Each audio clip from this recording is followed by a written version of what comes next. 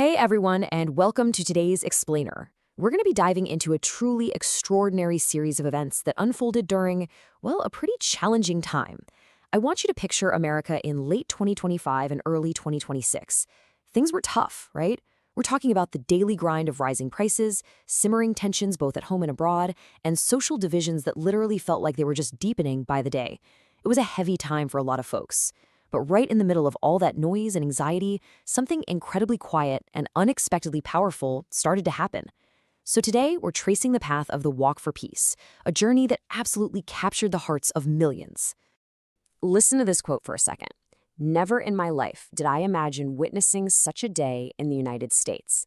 That profound statement comes straight from our source material's author, Rev. Dr. Kenjitsu Nakagaki. Now, he's a prominent Buddhist leader and peace builder who has spent over 4 decades living in the U.S. So when a guy with that much lived experience, someone literally dedicated to peace, says he never imagined witnessing such a day, you know for sure something historic has gone down. His shock, his absolute awe at what unfolded, really forms the backbone of our explainer today. He didn't just see this as a news headline. To him, this was one of the most moving moments in the entire history of American Buddhism. To really get why he was so in awe, I want you to visualize this incredibly cinematic scene. It's February 10th, 2026. The steps of the Lincoln Memorial are completely dusted in snow, and standing right there, on the exact same spot where Dr. Martin Luther King Jr. delivered his legendary "I Have a Dream" speech, is a group of Buddhist monks wrapped in bright saffron robes. Now think about this.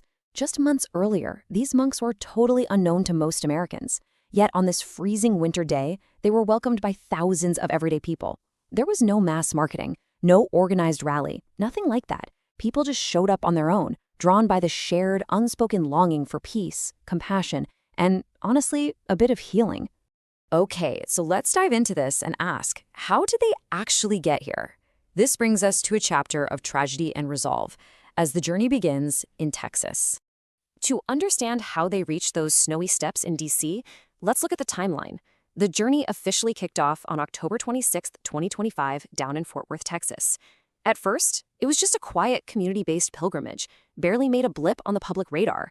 But I really want to draw your attention heavily to November 20th. As the monks were walking near Dayton, Texas, an absolute tragedy struck. A truck driver completely failed to see the line of monks on the side of the road and hit them. 2 monks had to be rushed to the hospital, and heartbreakingly, 1 monk actually lost a leg in the accident. It was a devastating moment, right? A moment where literally anyone would have completely understood if they just packed up and gone home. But they didn't go home. Their unwavering resolve is brilliantly captured right here. Quote, "The monks remained determined to complete their pilgrimage, without abandoning their original plan." Seriously, despite the horrific accident, the heartbreak, and the massive physical trauma, they absolutely refused to call it quits. They simply regrouped, maintained their focus, and kept walking toward Washington. That kind of determination, that is exactly what first caught the author's attention, and it's exactly what started catching the eyes of the American public. Which brings us to the sheer scale of this trek, the 2,300-mile journey, or 3,700 kilometers of mindfulness. Because, listen, this was not your average casual stroll. Moving from the warmth of a Texas autumn straight into the biting, freezing cold of an East Coast winter, they maintained rigorous, traditional Buddhist monastic discipline every single day across 8 different states. Led by Venerable Bhikkhu Panyakara, this group of 25 monks hailing from Thailand, Laos, Myanmar, and Vietnam had a very specific daily routine. They walked mindfully from town to town. They relied 100% on accepting alms, food and basic necessities, offered by supporters along the way. All while chanting suttas, sharing teachings, and gently encouraging literally everyone they met to cultivate inner peace and harmony. I just want to pause for a second and let this staggering number really sink in. 2,300 miles. Think about that for a second. Traveling that distance in a car is exhausting enough. Doing it entirely on foot, through rain, wind, and snow, while strictly holding to monastic discipline and recovering from a major traumatic accident, it's just an absolutely astonishing feat of human endurance. And believe me, the public took notice. 100 million. That is the organic, viral explosion of video views this pilgrimage racked up across social media. Over 100 million views, plus 2.5 million Facebook followers. Suddenly, major news outlets like NPR, PBS, and the Associated Press are covering them. And you have to ask, why? Well, because people were absolutely hungry for a message that was delivered without a single angry voice. It was wild. People all the way in Japan were watching in total disbelief as everyday Americans stood by the roadsides, offering flowers, bowing in reverence, or even just sitting quietly in meditation as the monks passed. No heated arguments, no yelling, just gentle conversations. And along the way, they had a little unexpected company. Enter Aloka the rescue dog, a symbol of unconditional love. Right in the middle of all this, an unexpected star completely stole the internet's heart. Aloka, a rescue dog originally from Kolkata, India. I mean, come on, who doesn't love a good rescue dog story to break up a grueling cross-country trek, right? He walks step by step with the monks, but a journey like that takes a physical toll on a pup, too. In January 2026, an old injury from his stray days flared up, and he actually needed leg surgery. But remarkably, just 10 days later, he was right back out there on the pilgrimage, walking all the way to Washington. For our author and for the millions following online, Aloka became this beautiful, living symbol of unconditional love. It was a really poignant reminder that compassion absolutely extends to the animals who share the exact same road and the exact same hardships that we do. Now, let's fast forward back to the climax of this journey, echoes at the Lincoln Memorial and 2 visions of peace. So, when they finally made it to D.C. on February 10th, what was this massive gathering actually about? The monks' own words hit the nail on the head here. We are not uniting to fight against something. We are coming together for something positive, for peace of mind. In a city that is literally famous for loud political rallies and massive protest against one thing or another, this was completely different. This wasn't a protest. It was an active letting go of hatred. They weren't there to fight a policy or a politician. They were there to stand for inner peace. The journey itself was the message.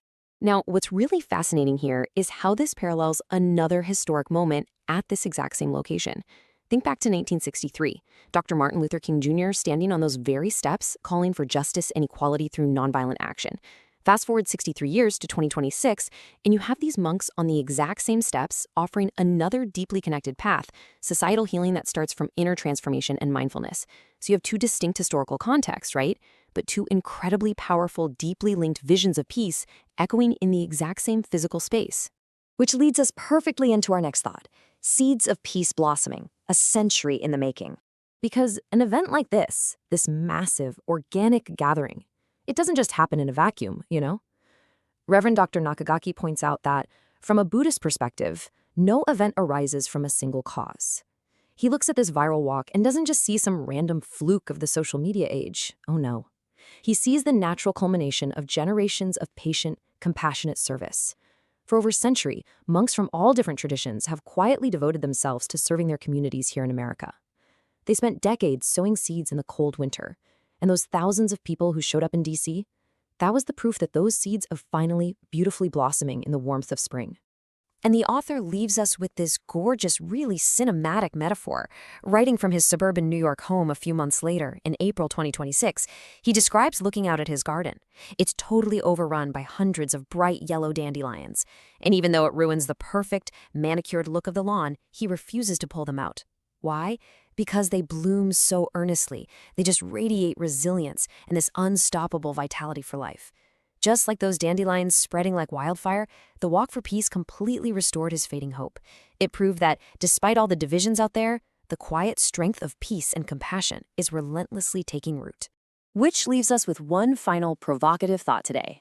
These monks walked 2,300 miles. They showed us that letting go of hatred is actually possible, and that true compassion can draw millions of people together without a single raised voice. They took a fading hope and turned it into a living reality. So the big question for all of us, as we navigate our own crazy, complex world, is this: can lasting peace in society truly begin right within our own hearts? It's a real challenge, taking the lessons of their incredible journey and applying them to our daily lives. Think on that. Thank you so much for joining me for this explainer. Keep learning, keep reflecting, and I'll catch you next time.